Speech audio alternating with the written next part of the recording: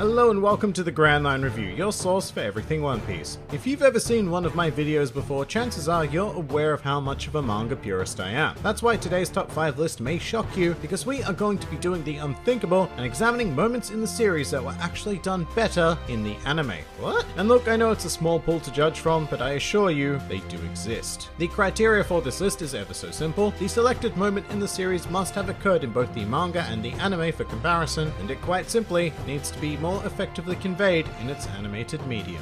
Easy as. So with that out of the way, let's begin. Welcome to the top 5 times the anime outperformed the manga. Number 5. Underworld Emperors, the musical. Alright, let's commence this list with a collective of cool characters introduced at the business end of Whole Cake Island, more commonly known as Morgan, Stussy, and the other dude bros. Now in the manga, these guys had a pretty cool introduction, presenting themselves on a wonderfully drawn 2-page spread. Not a whole lot of room for creativity when it came to the anime adaptation, or so I would have thought. Instead, continuing the musical Disney theme that Whole Cake Island introduced us to, the wonderful people of Toei decided to turn this fairly flat introduction into an entire musical number of its own. Furthermore, the music itself took inspiration from the classical big band swing style of the early 1930s, which coincided with the era of classical real-world underground figures such as Al Capone. So the instrumental alone managed to evoke a nice period underworld sense that is also reflected in the clothing of some of the characters like Stussy and Dufeld. The one negative thing I will say is that once the dialogue began, it was pretty clear that these were just manga lines inserted into a song they really had no business being in, but who cares? Because this uncharacteristically creative decision from Toei elevated this scene from a fairly bland introduction into a highly memorable and for the most part wonderfully animated scene that certainly outdoes its manga counterpart. Number 4. Saint Charlos. Alright, this particular scene pops up a lot in relation to my top 5 lists, whether it be best punches or the most hated characters. But for good reason. It is a fantastically constructed moment in the series that stands out for a wide array of reasons. But in this particular case, the anime absolutely outdid itself. Arguably the greatest advantage the anime medium has over its manga counterpart is sound. Manga does its best to insert sound effects, and they do work quite well, but they do not compare to a well-crafted soundtrack. This scene works so damn well because of the journey the music takes us on. From the somber isolated moment with Hachi to the epic slow walk of Luffy towards Charlos, the anime soundtrack deserves almost 100% of the credit for pumping us up for the inevitable punch. And it didn't stop there, because in another bold move from Toei for the actual impact of the punch, they decided to remove all color, creating a very basic bright and stark environment, which when juxtaposed against the detailed dark and dingy auction house created maximum impact for Luffy's strike and resulted in one of the most memorable scenes in the history of the series. Number 3.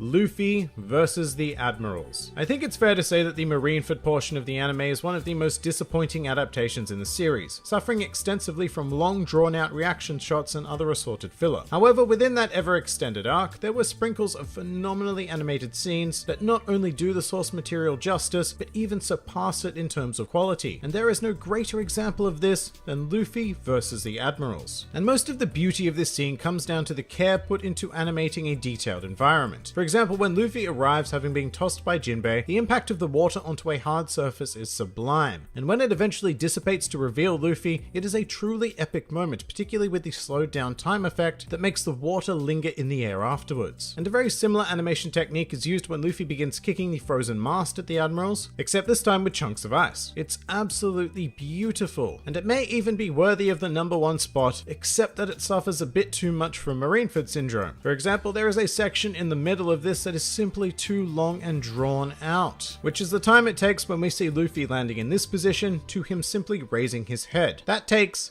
17 seconds. 17 seconds to convey a grand total of nothing. Oh, and also the scene gets split up over 2 episodes, which is really sad because we go from beautifully well-crafted animation to whatever the next team could shit out. But let's not dwell on this fact for too long lest we become Toei. For now, I believe the initial portion of this scene absolutely outdoes its manga counterpart. Number 2. Gear Second.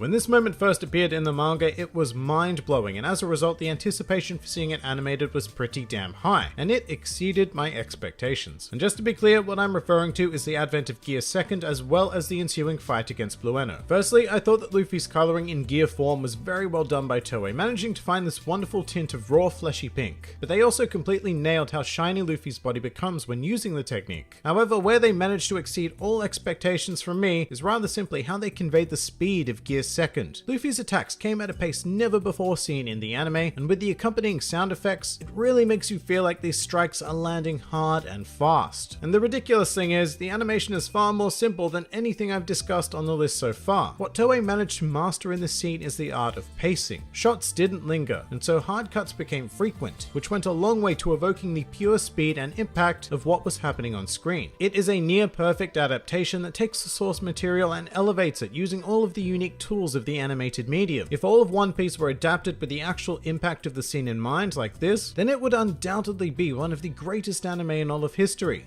But for now, I'll settle on this scene being a rare example of a moment in Toei history where they surpassed the manga.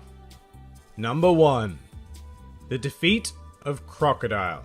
Now, I am more than likely looking at the scene with my nostalgia glasses on, but as a young teenager, I watched this episode over and over and over and over and over and over and over and over and over again. Everything about it had me hooked, from the glorious animation of Luffy soaring into the air to the classical music and even tiny details like the gruffness of Crocodile's voice as he yelled his final attack. And once again, I find myself praising the sound design, this time particularly for Luffy's punches as part of the Gomu Gomu no Storm. There's something about the particular sound they use that makes each individual punch feel so heavy, which was sorely needed when we're talking about punching one of the 7 warlords of the sea through solid bedrock. And in terms of brilliant visuals, you really can't go past the tracking shot of Luffy's punch, which bursts through the sand and lands ever so satisfactorily on Crocodile's face. To me, reading this scene in the manga is downright disappointing compared to my memory of how it played out in the anime. Both of them, by the way, because when they reanimated this scene in episode of Alabasta, it was still absolutely fantastic. Some may even argue better than the original.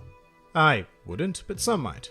In either case, this scene is the epitome of what an anime adaptation should strive for, to take the structure of the source material and bring it to life. And that is why the defeat of Crocodile stands at the top of this list.